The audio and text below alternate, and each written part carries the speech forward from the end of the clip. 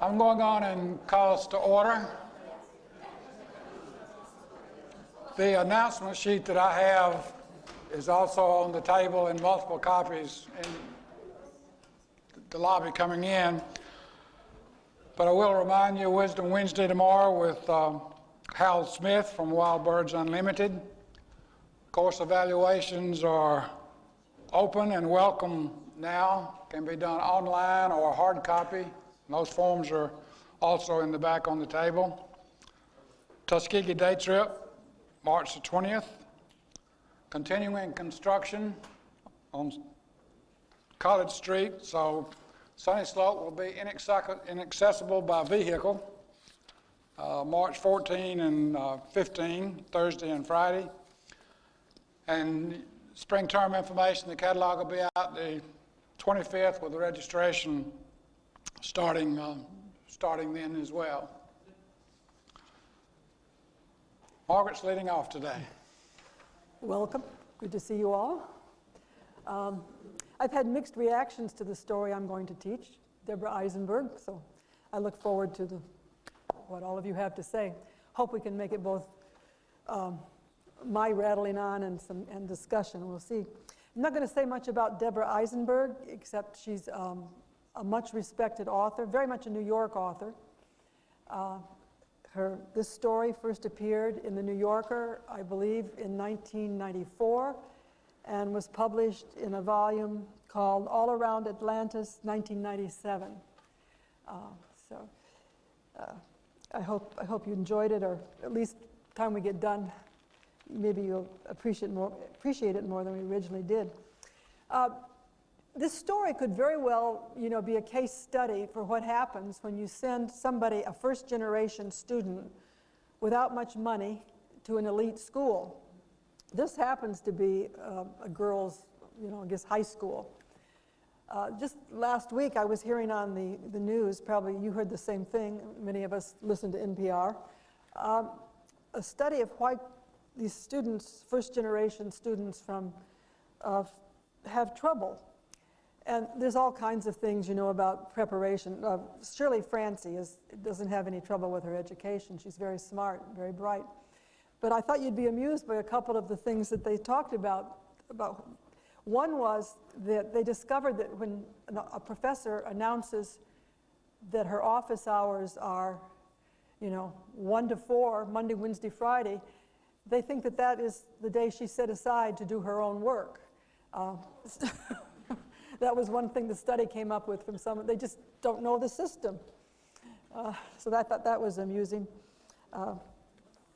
And what was the other one? Just flew out of my head. Oh, when the rich kids all go off on spring break to the Bahamas or wherever they go, there's a problem of where the people that can't travel go, where they're going to eat, just things like that discriminate or make it difficult for first-generation college students who come out of they don't have the money to fit into some of the social life and so forth of the school.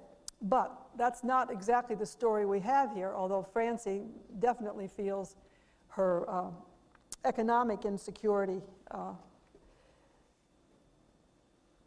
So my question I want to begin with, for you, maybe there'll be several people can respond to this, whatever. What kind of girl throws her sock on the floor? Every girl. Okay. Well, clearly Jessica does not think that's a place for a sock. Okay? Tends to be a habit of young people, huh? Not to pick up their clothes. What kind of girl throws her sock? The girl who left her sock on the floor. Who is Francie?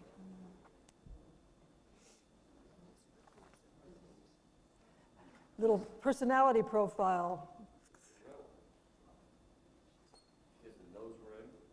Okay. I mean, don't you feel for her when she goes up to the dean's office? She's got this little chiffon-like skirt, her boots, and the nose ring. I mean, yeah, Joyce? She's an outsider. I mean, she comes from a poor family. She doesn't really belong Yeah. into that Okay. Yeah, yeah. Yes. Louder, louder, please. Movie Pulp Fiction, he's saying the drug-addled girlfriend of the person that he's going to get in trouble with that's got a lot of shit in her face. That's what he describes. Metal ornaments in people's faces. Mm-hmm. But my experience with people who do that is that they're channeling spiritual help and connection, and they're pretty serious about it. Okay. Well, I don't know. Oh, boy. And Libby thought that she would prevent this time. How's that? Yes, Emily. I think she's defiant. The only power she has, since she is an outsider, is to aggravate her roommate and aggravate some of the other kids. Okay. Aggravation is a form of definition, resistance. What is her particular gripe against the world, against the people she knows?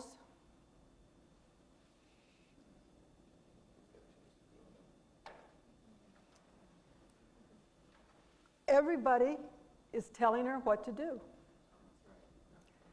Jessica wants her to pick up her sock. Her mother, has a whole itinerary for her in terms of how she should behave. And if you look on page 258, she's been reading at the bottom of the page, is it a world history?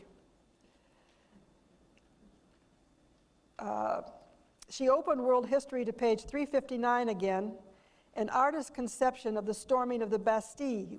Well, and who were editors Clark and Milton, for that matter, to be in charge of what was going on, to decide which out of all the things that went on were things that had happened. Yeah, world history, the journey of two editors and their jobs.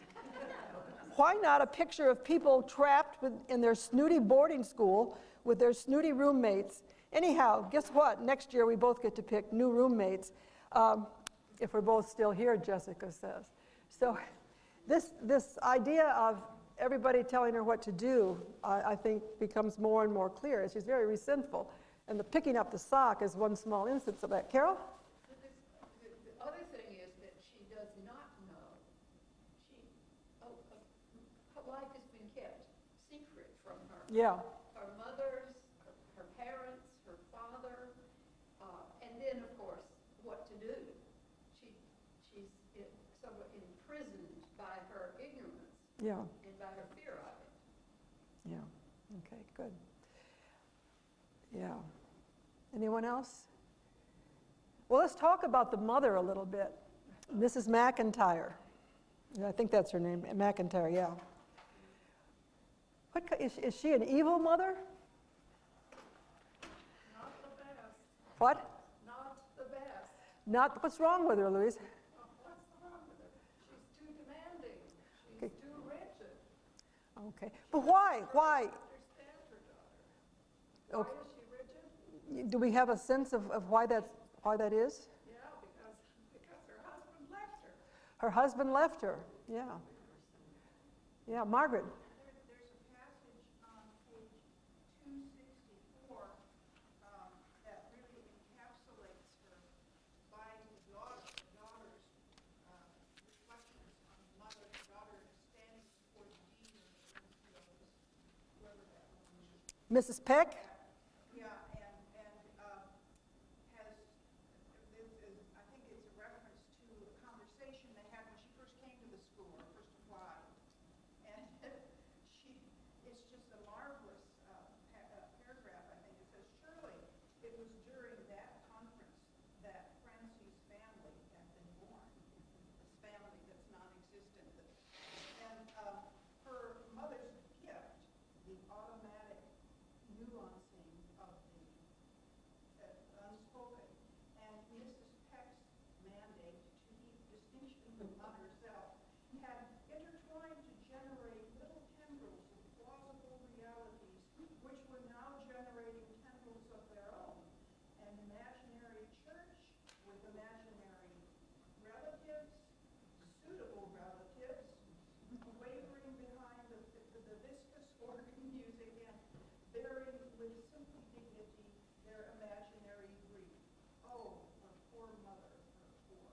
Yeah, so that the mother, you know, has been, you could say she has these, she lies, she fabricates, but she's barged into this good school. She wants the best for her daughter, and it means wearing white gloves, picking up your socks, and lying about your family background.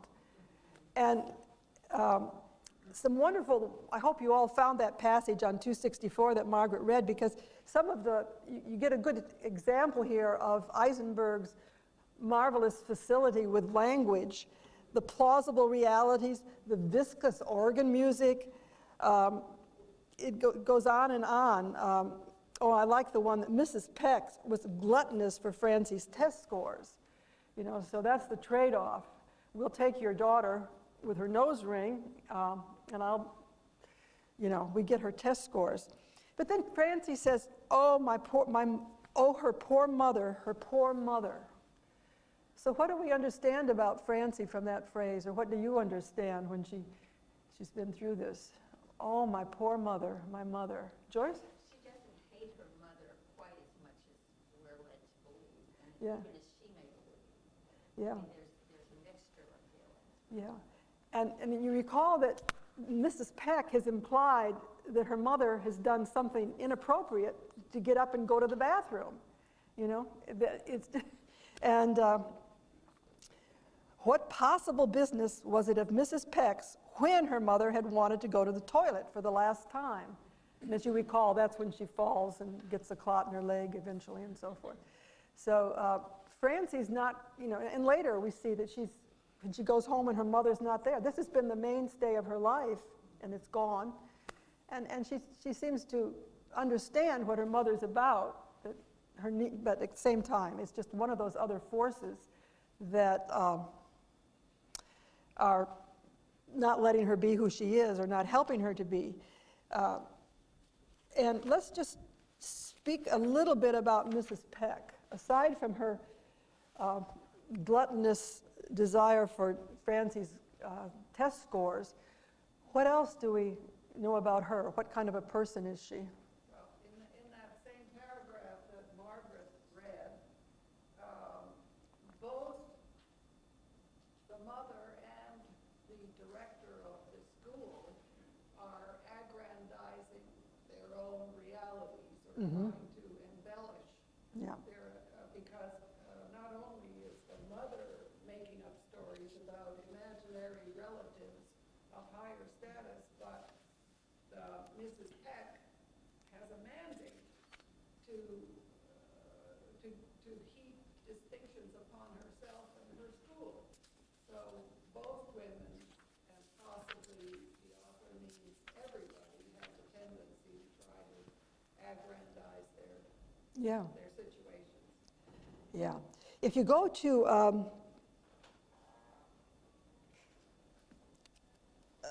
the room, on page 260,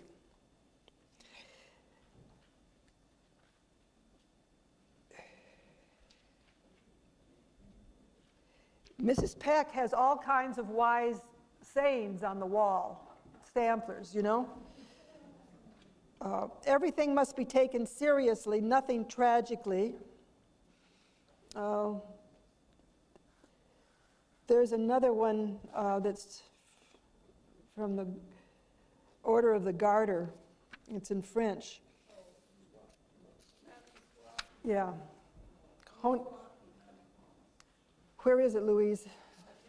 261. 261.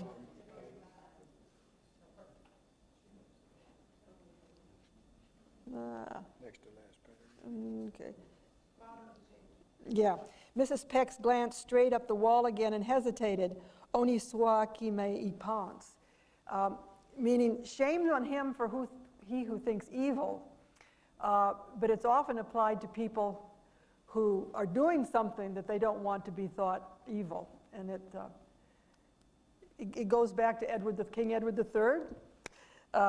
Really had designs on the French throne, but he tried to reform the Knights of the Round Table and claimed that that's what he was about. It comes from I read this honi soit is on seals, many seals, of the British state and so forth. But so she's got these mottos, these on her wall, but she herself, maybe that one's a warning, if you only knew, to be wary of Mrs. Peck, that her good deeds are not all they seem to be. And she's really relieved when Francie says, I can get on the bus by myself. She doesn't want really to do more than she has to. Okay, so Francie has, well, and let's quickly mention Jessica. What about Jessica, the roommate? Is she just a snotty rich girl? Wendy? What do we know about Jessie? I think when it comes down to it, she wants the best for Francie. I think she offers at one point to go with her. And she's invited her home, but her mother won't let her go because She's not going to fit in. She'll know the truth about her. okay, She's not good enough. okay, trying to protect her daughter. Yeah, and at the end, we can come back to that. Jessica, or later on, breaks down in tears. But she doesn't seem to be totally bad. But she's one of those people that's she's trying to help a little bit. You know, she's not totally a snotty rich girl. But I would not want to live in that room with Francie either. I have sympathy for Jessica. Okay, so what we do here, we get started here in the first section. We have these female figures set up. We get Francie, of course, who's resentful that everybody's trying to tell her what to do. Hasn't been given the full story. We have her mother, who's not totally an ogre. She's just a desperate poor woman who wants the best for her daughter and becomes oppressive. Mrs. Peck, who's a hypocrite, bureaucrat, who's trying to keep the school going. And we also have Jessica, the kind of hapless roommate who's part of the system, but a nice part, a kind part of it for the most part. So that is the first section. And you notice, let's see how far that, this is nicely, the book is nicely, the story divided into sections. And that's kind of stage one.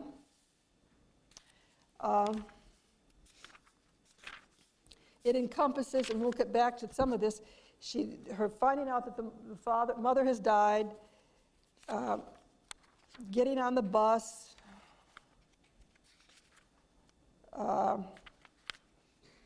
and we get over to page 266, and she arrives at the hospital. Okay, that's a different section. And then we get to 270. And there's the crematory. Okay. Oh, I know. The second section, actually, this is what followed me up. It's where she goes home. Yeah, that would be 262, that she's at home now. And then we get to the hospital. Then we get to the crematorium. And then finally, she goes to New York. So you have a young woman then who sets out at the beginning angry. Something just falls on her out of the blue, and she's got to deal with it. And she makes this journey, and it's very neatly set out as you go through it, the story. And so what I think we have a journey to maturity, if you will, a growing up, a coming of age, well, not quite a coming of age perhaps, but almost something like that. We have these various stages set out for us.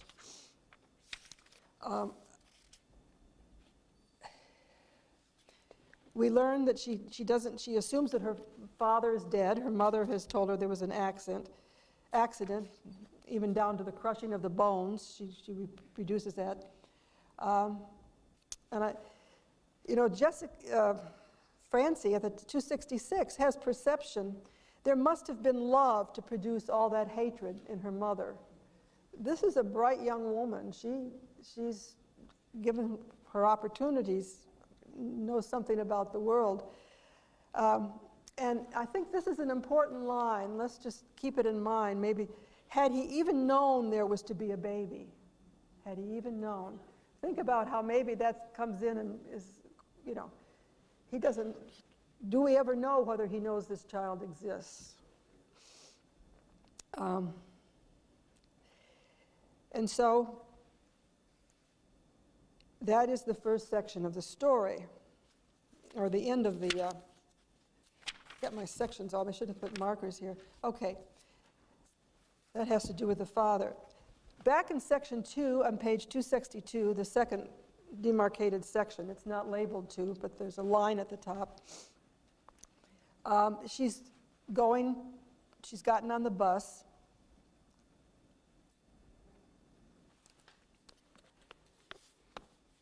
And notice the description of the scenery.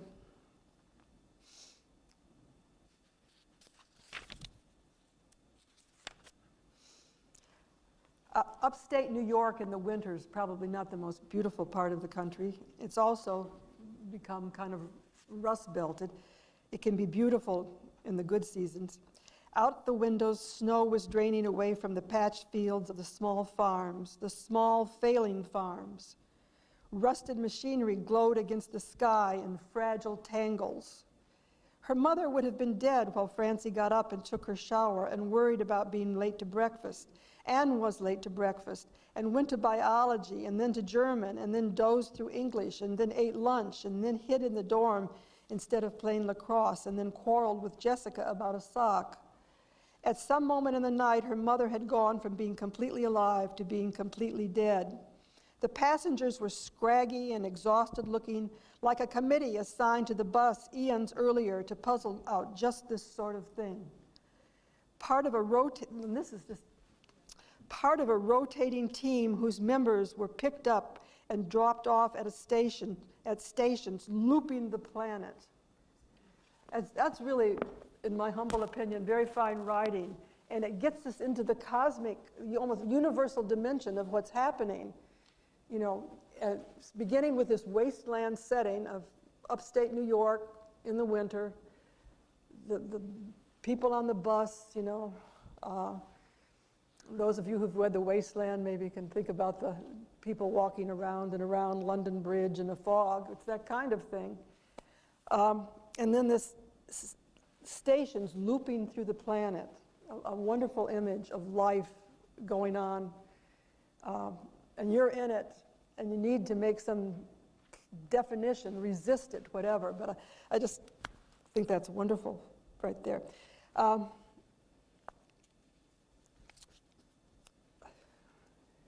And then we have the section about the mother. We've talked about that Margaret raised on 264. And then finally, we get to the hospital. And there we meet Nurse Healy. What about that name, Nurse Healy? What? Mrs. Peck doesn't like it. Okay. Why? Healing. It's too obvious, okay? But I think at that point, what about the nurse, Jan? How would you characterize Nurse Healy? Well, she seemed to take her position. I couldn't understand this hospital that was so indifferent to Yeah. the girl. If your mother has died suddenly and while in the hospital, you would think they would have some need to reach out and help her. And Yeah. the student nurse is the only one who seemed to think, oh, you ought to tell the daughter. Yeah. Jan number 2? That was my issue. A student nurse would not be calling the family. They shouldn't have to be her, yeah. You think that maybe Eisenberg's being a little heavy-handed here about the indifference of the system, that nobody except a student nurse thinks to call? They did call it. Well, the crematorium, okay, yeah, called it, yeah. She had, maybe they didn't know there was a daughter. Oh, the Miss Healy knew there was a daughter, okay. She obviously didn't know her daughter when she was in the hospital. Yeah, she did, okay, good, yeah. So maybe that is a little to have. What I didn't understand is why the mother was in the hospital so long. You go in for, what was it, a hip replacement or? Well, she broke it at least. She threw a clot. Get you in and out and Now. Yeah. My brother had a knee replacement last week, and he was in the hospital 2 nights. I mean, that's what they do. Yeah. So anyway, so we get this name, Miss Healy, and it's maybe significant. What I'm getting at is that we begin with Francine's movement from the mother figures who are, something she has to move away from. And then you get Miss Healy. And then we get the mortician. And then we're going to get Iris on the bus. So on this journey, she's meeting a number of figures who have real-life functions. They teach her something. They tell her something about life, I guess. But I'd like to suggest that we were also involved here in a mythic kind of journey of movement from sort of innocence and rebellion through to the end of new possibilities. And I think that Eisenberg has set this up nicely for us if we want to read it at that level. You don't have to know that, but in addition to this journey, for the most part, believable journey that has happened to her, the girl, it also has its mythic level of the universal human experience. On page 259,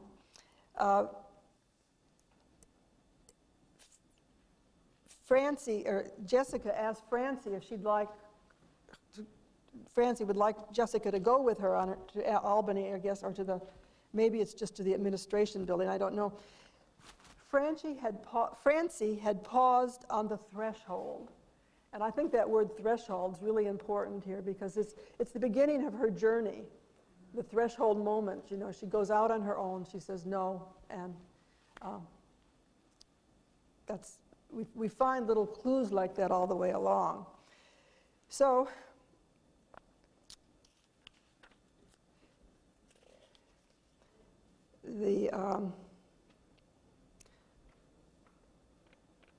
she doesn't know what to do on page 268, and Nurse Healy gives her some advice that's helpful.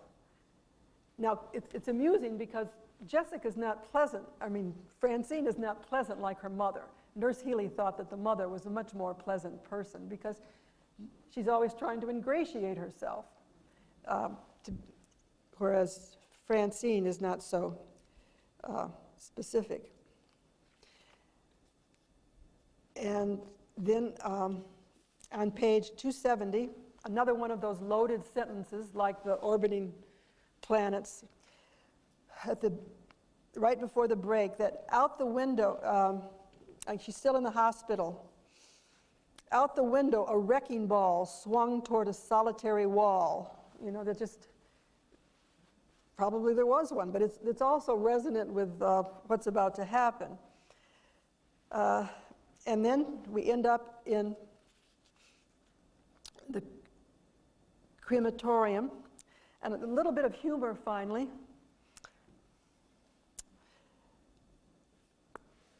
Ad says, and the man jumped slightly as if Francie had gummed him on the ankle and then smiled ruefully again.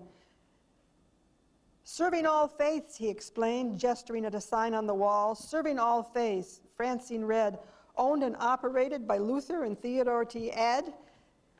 When you're in need, call for Ad, or aid. Also, the man added, competitive pricing, but mainly first in the phone book. And it's just, so she's entered the realm of death here, hasn't she? If you want to think of this as a journey, maybe she's gone a little bit into hell, or she's stopping off. This is the ultimate end of where we're headed. And the man's name is perhaps, ironically, Aid. I'm not sure. I need help with something on the next page. She's been informed that her father, she has a father, and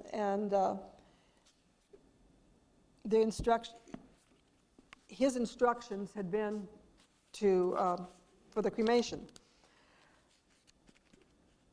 And she's passed out when she hears that her father there is a father alive. And I'm trying to think, a 2x2 box of ashes, that seems awfully big. I don't know, but anyway. Much more than you ever. Pardon? It weighs a lot. Okay. Anyway, she's going to lug this. It's kind of like her. Yeah. The mother's obese? No. But you think about it, this is going to be this is the burden. Her mother's been a burden all along. And now she actually has, this box becomes a literal, actual, physical manifestation of that she's got to take to New York. But this is what I don't get. Right before the break at the bottom of 271, and here's the irony, the man said, "We deliver." Now that's kind of funny just in general, but what specifically is it saying there? He could have shifted? Okay. To New York City, where she now has to carry. Okay, that makes sense, yeah. Anybody, I don't know, I was drawing a blank on that, but it's like a pizza delivery. I don't think it's hand carried to your house. Yes, Dwight. I like what you're doing with the mythic journey, but there's a risk that you take the story too seriously. Okay. The humor begins with the title, Yeah, and it's a running thing that's wonderfully handled, in my view, all the way through the Yeah. story's hilarious. well, yeah. And somehow that, Well, hilarious. Let's, well, I mean, I think there's comic elements. but my mom doesn't like lipstick.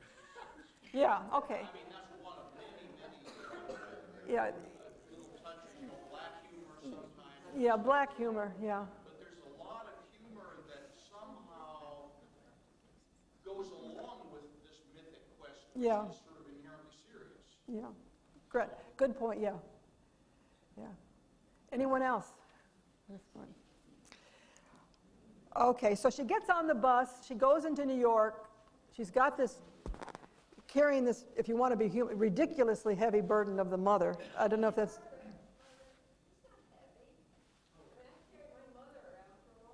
Oh, a 2 by 2 foot box?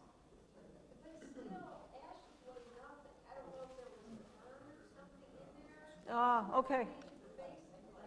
Yes.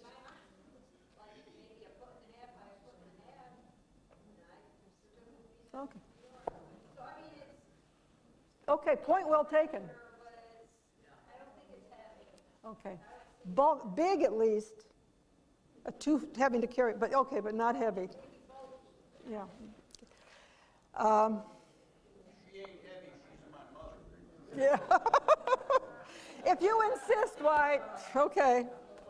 So anyway, she meets Iris. And what about Iris? Who is this Iris? Well, she's had these people helping her along on her journey. Some of it funny, some of it not so funny maybe. And Iris is a nice lady. She's nice and prim and gives her a hanky. She sees that the girl's crying. And on page 274, it's going all pretty well until Francie tells Iris, "It's strange for me," Francie said loudly, "my mother died." "I'm terribly sorry," the lady said. "My mother died as well, but evidently no one was hurt in the accident." Well, what she's done is she's jumped to an actual blimp accident that occurred on July 4th, 1993 in New York City. A pizza blimp deflated and landed on a rooftop someplace. Nobody was killed. So the non sequitur here seems a bit unusual, funny, whatever. But then what we go on from here, and does Iris give Francie wisdom or not? What does she tell her? You recall?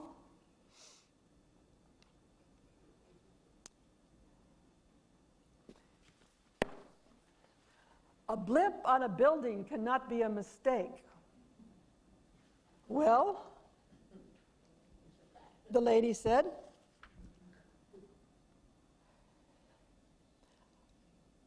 Obviously, a blimp or a building are evidence. Oh, goodness, she said, and then she has to get off. Well, I'm running out of time here, and I'll let the blimp, isn't it one of those things that just happens, and we have to cope. We never know when a blimp is going to fall on us, a mother is going to die, or if a daughter is going to show up at your door that you didn't know you had. Okay? And Iris is kind of crazy, actually. She's imagined being pursued. So she seems to have some words of wisdom, and she tells her that the 10th Street is a nice area, and I gather it is. It's a Western Village. It's an old neighborhood. It's a destination place, boutiques, shops, culture, artists, and so forth. But she's crazy as a loon, and sad figure. And so then we get to the final section. She goes to the apartment. And again, here's Francine. You had to give Iris credit. She was brave. And I just want to say, since I'm on this mythological kick, we begin with the messenger, the girl in the red jacket who comes, Christine. We get to the end, Iris, who just happens to be the Greek version, female version of Hermes, the messenger god. So, you know, you might want to say that in her craziness, Iris has delivered some kind of message to, and maybe it's just comic. She's a crazy figure, but we get to the end, and holding her, a nice man answers the door, and it ends with Francie sitting there waiting. How do you read this ending? Where have we come to at the end? Is it hopeful? Yes. Oh, yes. How so? A new beginning. A new beginning, yeah, possibility. Anybody else on the ending?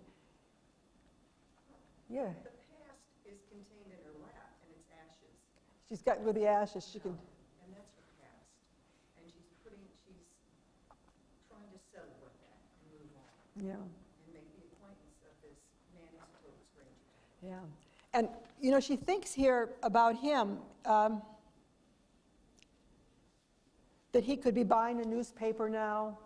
He isn't there. I assume he's probably the man. It's a gay couple, I'm assuming. And maybe that's the reason the marriage broke up. I don't know. Yes? Well, the man that lets her in doesn't know her, but he's kind to her. Yeah, he's kind. So you get the impression that things are going to look up. Yeah, new world of possibility. But the father, and we assume he does exist, is about to get a blimp falling on him, if you will, you know, metaphorically speaking. So, you know, we're told at the beginning that he doesn't, Francie wonders if he even knew there was to be a baby. So, you know, and when he was notified about his ex-wife's death, was he also told about the daughter? We don't know. So it's a possibility there at the end. She's she's about to launch herself. She crossed the threshold, and it's a comic journey, perhaps. It's all seriousness, too. It's not so funny to lose your mother, but anyway. Alex says at the end, you're not a very demanding guest, you know. Just wait, buddy. Just wait, yeah, just wait. And it's your imagination, she promised. He was going to have to deal with her soon enough. She's the blimp on his doorstep. No sense making him see her until he actually had to. So there we go. So I hope you had some fun with the story. You liked it. There's really some fine writing in there. We could just spend the whole time looking at her metaphors. Yeah. So it's time for your break. Be back at 25 till.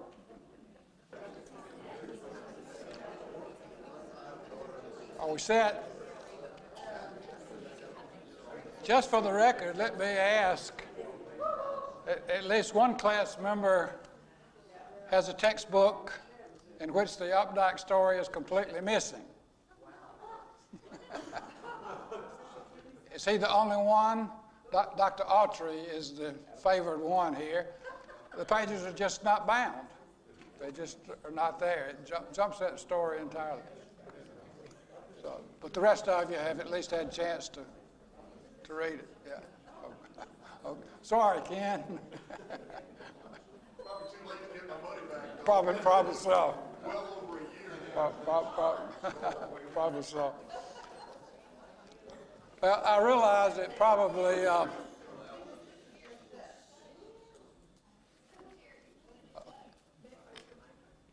my mic's on. I think I hear it here. Yeah. I said nothing important, I'm sure, Janet, but I don't know what I said.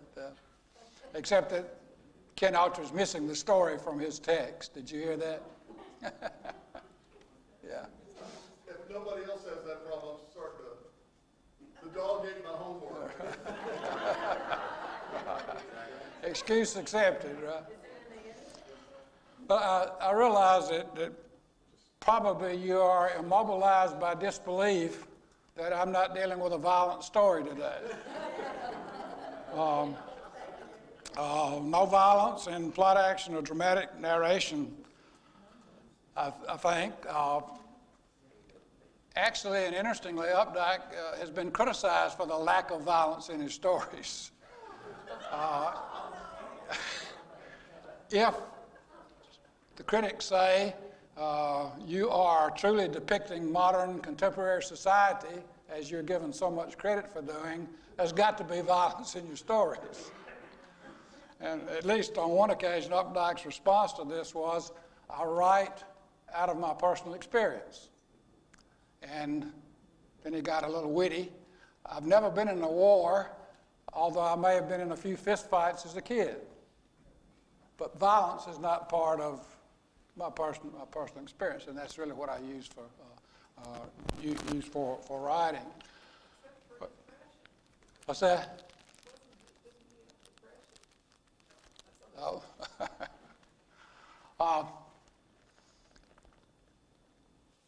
We'll see what other terms you may want to apply to this story besides nonviolent, if we're in agreement on that.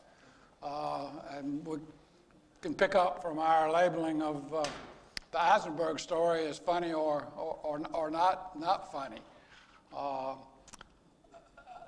I find the brown chest a poignant story, but I found the Eisenberg story very poignant too. Other descriptions, it's a lovely story. It's a feel-good story.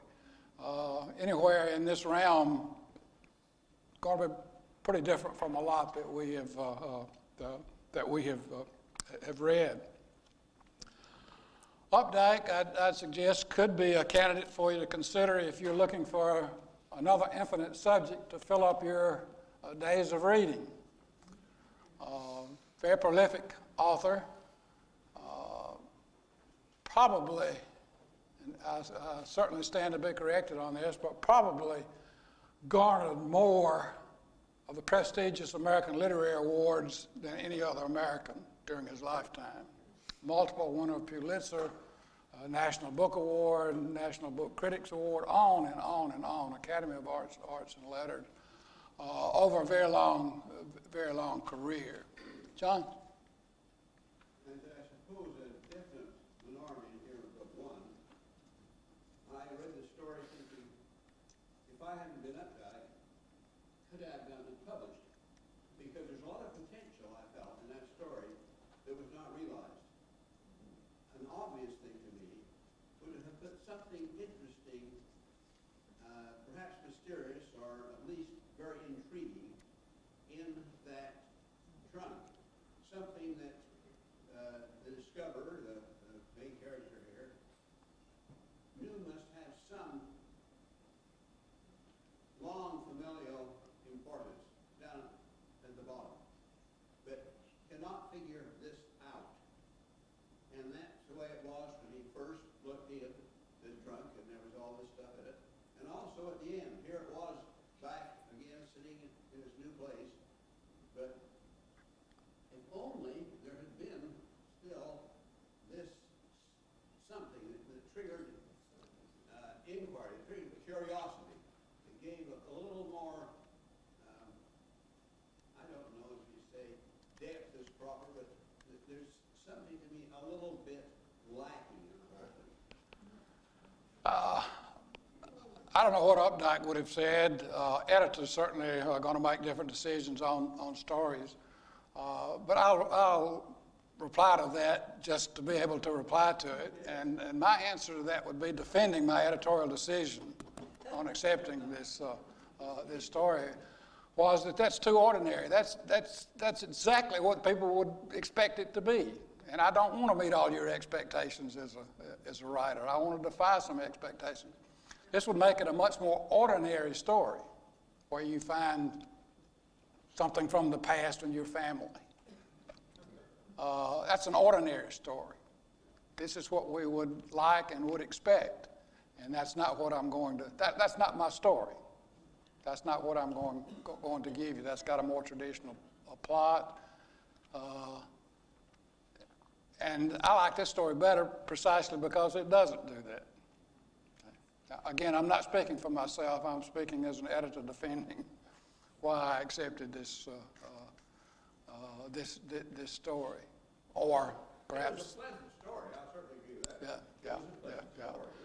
But I think it would be, something we might expect. We're all set up here to discover something from his past. He's going to discover something about his family, some new appreciation, something to throw him into the depths of depression about what his family has done. But we don't get that. That's not what we'll get. Wendy? I think also, going along with what you say, most stories identify the characters by name, and also there's more dialogue, neither of which appears here. Right. Yes, I was going to say, as you probably heard in high school English class, it would be possible to talk about the title character here, which is not a person, obviously. The chest is the title character, and its relationship to different people. Obviously, what's in that chest is important, but in a general way. The chest is the title character, or the title object there. Well, as I say, you can certainly put Updike on your list if you want to occupy a little of your free time. Very, very prolific writer. Came close to publishing a book a year during a very long career of 60 plus years. Number of novels, I won't go into that, but is highly regarded as a novelist. Has several series of novels, 2s and 3s and 4s, dealing with the same character or the same subject, but also a great producer of short stories. Wrote between probably 180 and 200 short stories over his lifetime. Long association with the New Yorker. Wrote in a variety of genres. Had one play, a memoir, a lot of nonfiction prose, art, and literary criticism. Children's books, poetry, a lot of it light, but not all light. And, of course, I would add this, the author of what someone has called the best essay ever written on American baseball. New Yorker piece on the last appearance of Ted Williams at Fenway Park in Boston. His subject, Updike himself said, and again, I say this so you can make some judgment about how typical or atypical this particular very limited sample is. But Updike described himself as writing about American Protestant small-town middle life, and that's what he's best known for. A lot of it coming out of his own experience from growing up in Pennsylvania and then living in small communities in Massachusetts. But as I've just mentioned, he's certainly not limited to this. It goes back, deals with literary characters. He has a trilogy on the Scarlet Letter. Roger Chillingworth's version is a novel of his. He's got a pretty wide range here. Also a very talented graphic artist, and that probably enters into. We'll maybe want to look at some of his descriptions later.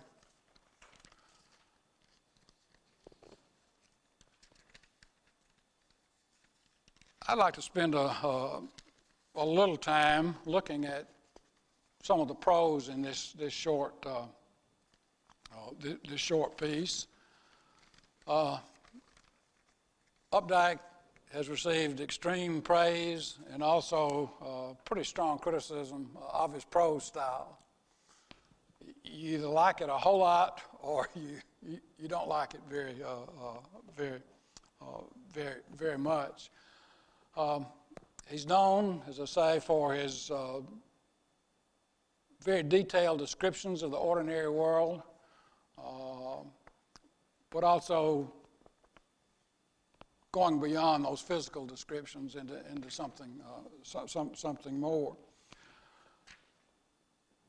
On page 697, the beginning, the first page of the brown chest,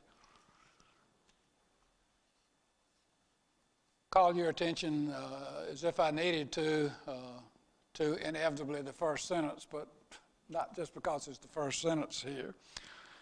In the first house he lived in, it.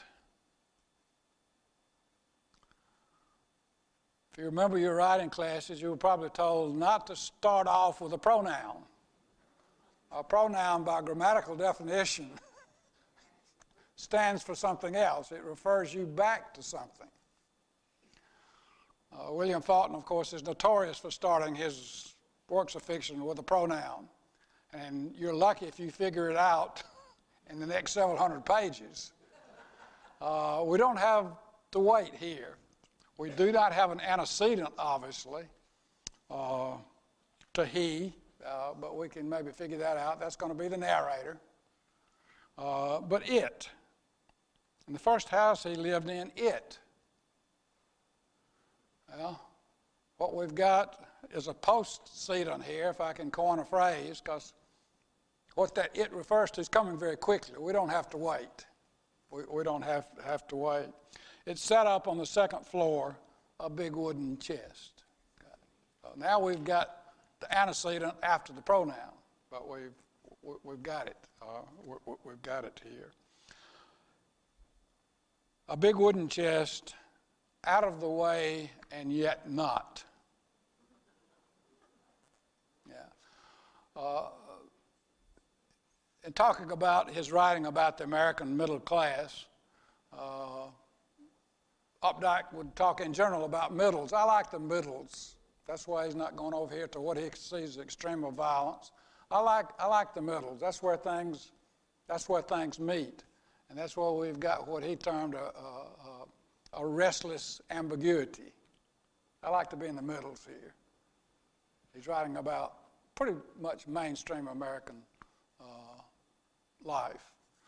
Out of the way and yet not out of the way.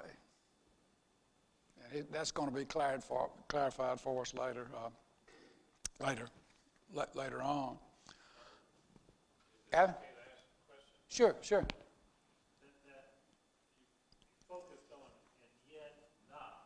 Uh-huh. You may have created a monster in us, but I start looking for patterns and things in these letters that supposedly must have entertained. But throughout his story here, he sets you up and says something and then modifies it. The guest room down below, where a guest stayed, but hardly ever. Next page it says his mother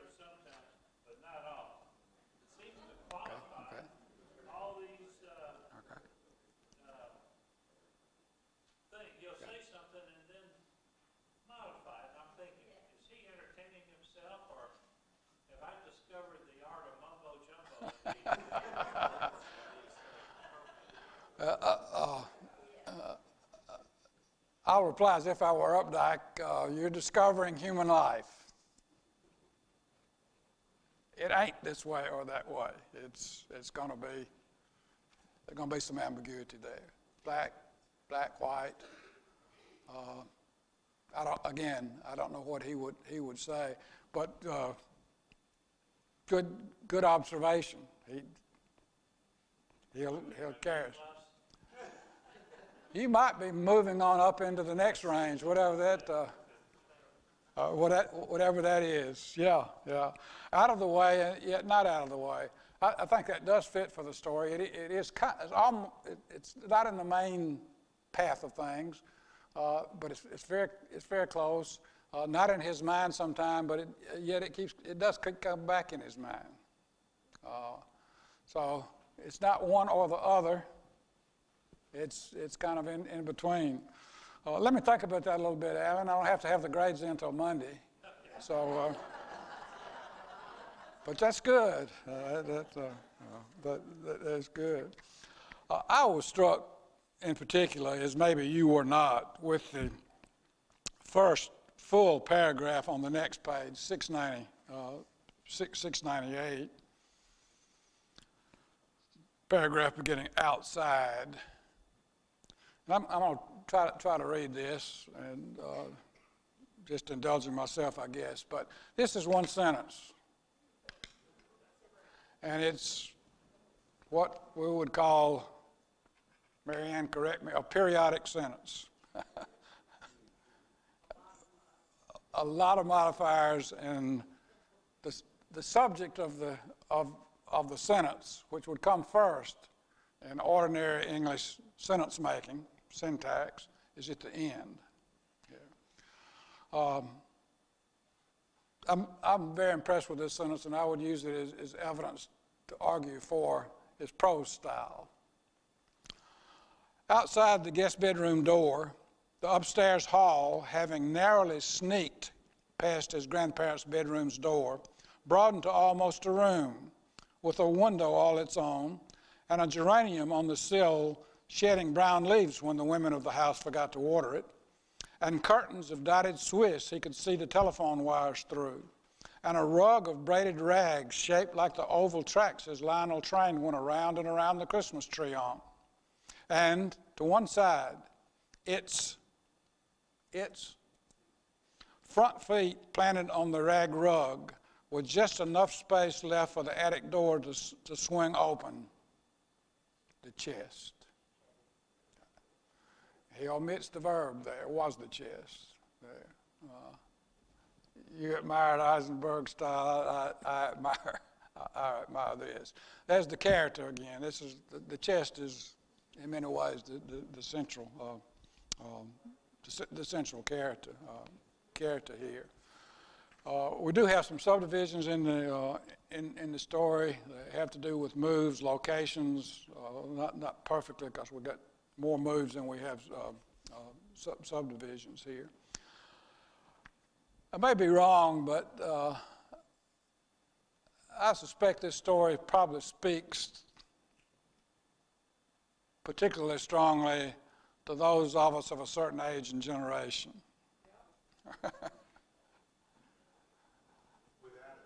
With addicts, with stuff in the attics, with children who do not want the furniture. So we can talk about universality, at least within our generation. This gets fairly personal. Just had someone come by my house yesterday to pick up a chair of my grandmother and his grandmother.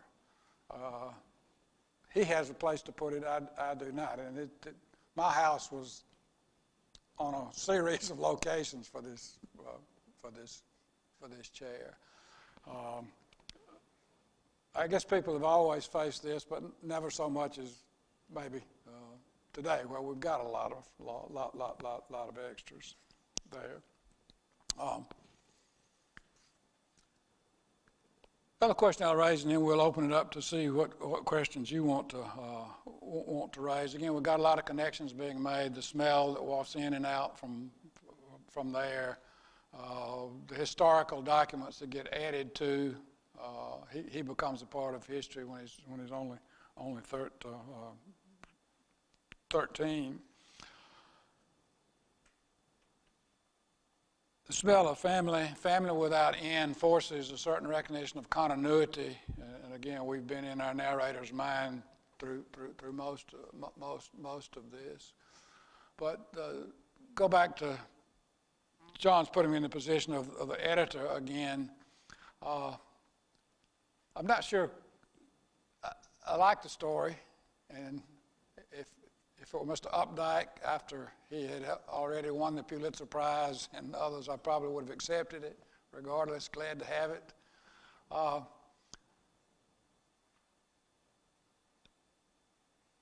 Is the end too open?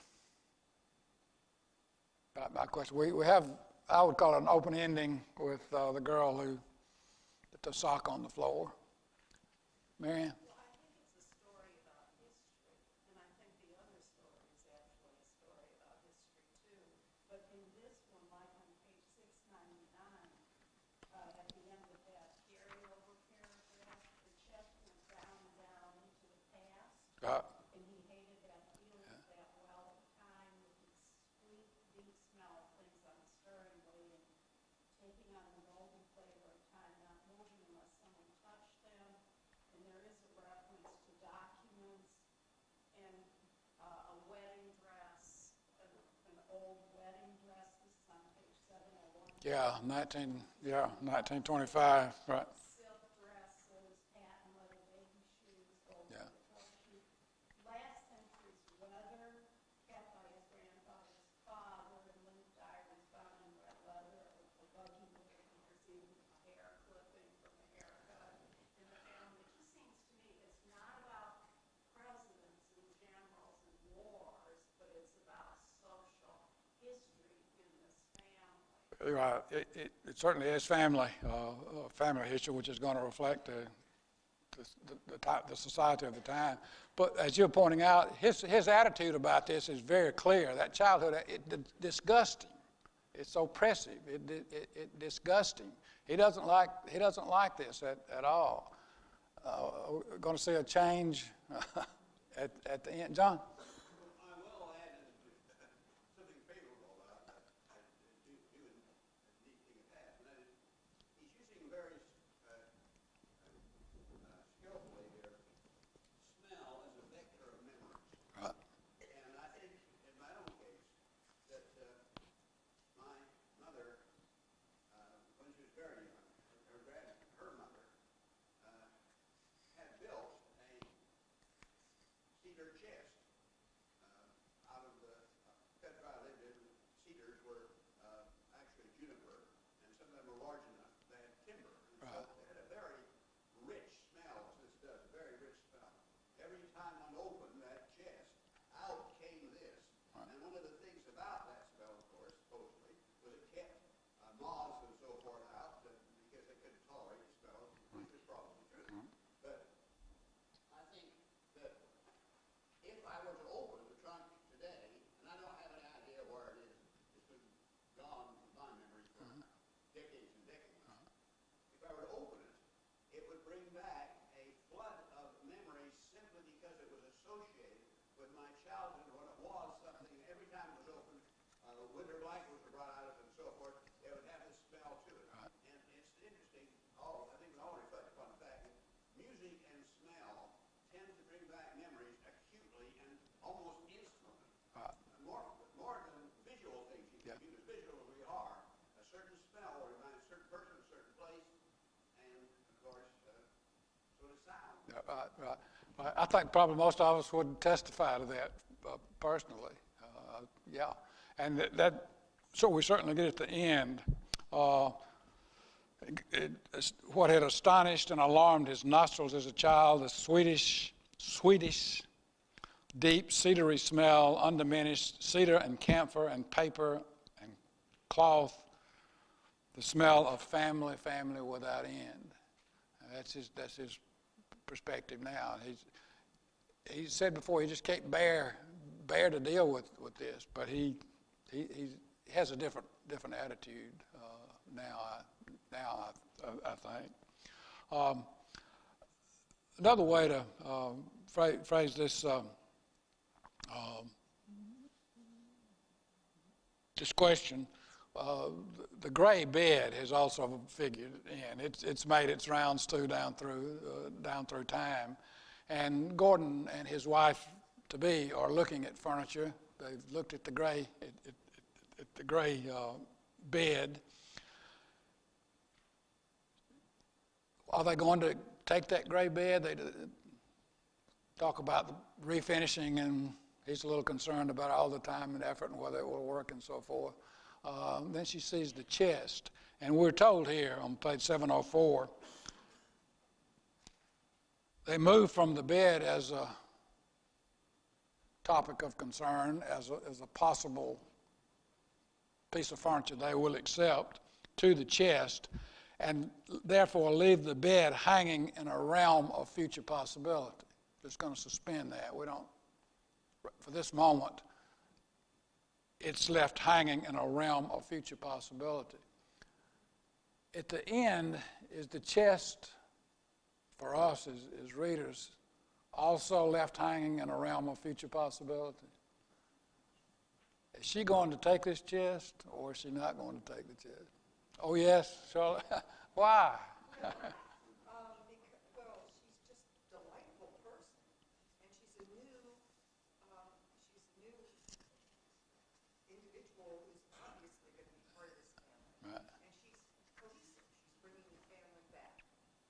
And we looked up during the break. We looked up her name, Lorna. And it means beloved. Yeah. I think it's beautiful. Right. So she's bringing, and he says in the end, he says, what's in it? He says, I forget actually, as if he ever knew. He knew. But he never went deep. Right. Always blew it off. So it seems as if this richness of family has skipped a generation and is now picked up by a new member of the family. And there's a very small little connection where her name is given at the bottom of page 703, as you said. Fittingly elfin. You remember what the dress the mother had in the picture? Fairy dress. Bill? She's also not a New England wasp. She's Irish. Celtic, yeah. Blood to this jaded family. Yeah. Okay. So she's going to take this chest. Yeah. Ralph? Yeah, I thought it was interesting that there was a certain fantasy right towards the end, calling himself an ogre. Right. Yeah. And which brings back the Pandora's box thought, of this thing. It's going to open up so much of the past to her. Yeah. All right. Yeah, that's nice the way he picks up on that, referring to himself as the ogre. Yeah. Questions you have, comments? In terms of final, where you were, forwards, and Evison, present time. Evison is fleeting, and maybe I couldn't connect those two. Can you explain what this, when her scarf comes back, et cetera, so forth? I'm lost, Alan. Where are you? 704, I'm sorry. Okay. Midway down, middle paragraph, and this Oh, yeah. on. It goes on to describe exposing auburn-haired vein of the vapor of her breath and evanescent present time. The definition of evanescent in this is used how? Evanescent. Evanescent, right?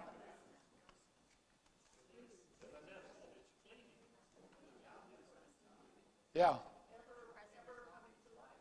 But other contributions to definition. Evanescent. It's usually positively used, isn't it? He refers in the beginning to ghosts, Yeah. and he's very fearful of them. So Right. here we have this vapor in her breath, and it's evanescent.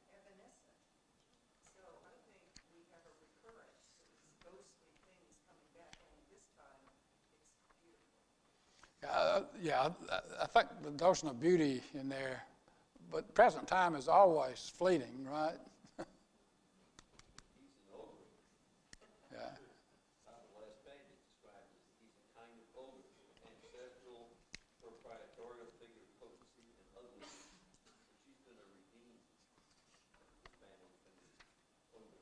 Right. Yeah. The ogre is redeemed. The ogre is not really an ogre, but he seems to be. More definitions of evanescent real quickly.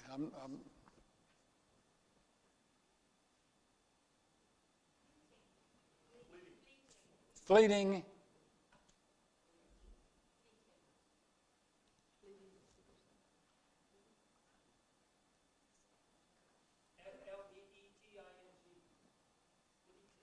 Fleeting, yeah. Where am I getting, maybe it's just my connotation of beauty here. Am I just reading? I looked it up, it was fleeting in memory. Yeah. It was one of the, Okay. but I couldn't connect it with the final two words. Evanescent present time, you mean? Yeah. Well, present time is fleeting. I mean, yeah, it's going to be gone. But she's going back and recapturing that past to make it part of the present. It sounds, it's kind of insubstantial. Insubstantial. Again, this ties in, as Shaw was saying, with the earliest view of the yeah. John. Absolutely to contrast with the long-lasting smell of the trunk. Evanescent present, but this is long-lasting over. Right. Yeah. The trunk is continuing. It's bringing that past time up into the present, and will continue to, if they take it, and you say they're going to take it. So she's going to take it. Ellen, does that help any? Sure. I don't have to have my grade in until Monday. So, Dwight? Bert, I know you like the Updike baseball essay, but I wonder, do you have a personal favorite among the novels and short story collections? Well, the short story that's been anthologized so much is A&P. And I think that's a superb story. The Rabbit tetralogy is good. And of his novels, the Scarlet Letter trilogy is interesting. Yeah.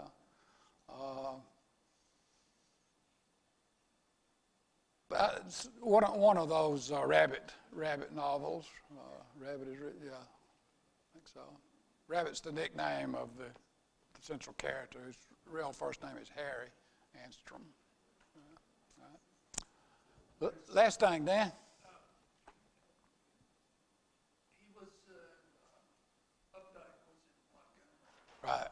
Fairly recently, and I told him my favorite book was Couples, and he said, "I'm glad somebody else." He does write about the American middle class, often about infidelity and adultery, which is what Couples is about.